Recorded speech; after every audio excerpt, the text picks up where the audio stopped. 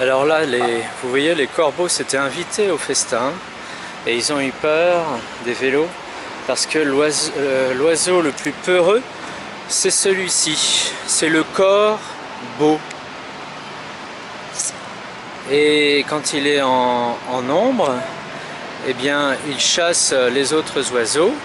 Et regardez, un corbeau peureux qui se retrouve tout seul, eh bien, il s'enfuit face aux pigeons qui sont revenus. Et si je m'éloigne, eh bien, il reste encore du riz. C'est très bon pour les pigeons. Parce que c'est ça qu'ils digèrent le mieux. Bien, si je m'éloigne, les corbeaux vont revenir. Les corbeaux.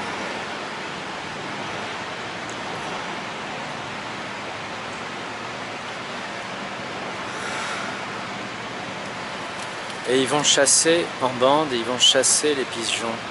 Quand ils sont nombreux, les corbeaux, ils chassent les pigeons, ils leur font peur. Voilà. Et si je me réapproche et que je fais le corbeau s'enfuit, mais le pigeon reste. Alors le pigeon, en fait, beaucoup de gens pensent que c'est un nuisible des villes, mais les pigeons ont servi, sont des résistants.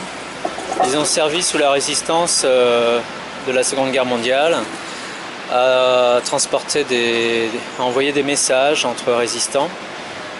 C'était pas la majorité de la population, hein. Ils ont servi de messagers aux résistants, les pigeons. Et ils servaient de messagers au Moyen-Âge. Qu'est-ce qui s'est passé au Moyen-Âge?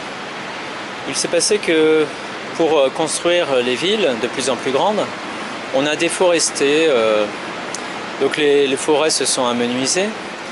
Et les pigeons sont passés des forêts au parc des villes, et puis dans les villes elles-mêmes, quand les parcs disparaissaient, étaient réaménagés pour l'immobilier. Et quand le bâtiment va, tout va, nous disait Robert Desnos qui avait trouvé cette formule, puisque chacun sait que le poète...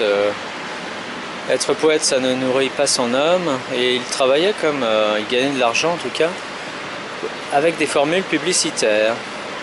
Mais aujourd'hui, quand le bâtiment, tout a deux pigeons qui sont en train de se faire la guerre, ils doivent alors on va les laisser entre eux quand même un petit peu, et on va dire quand le bâtiment tout ment, et notamment les fausses marches d'architectes.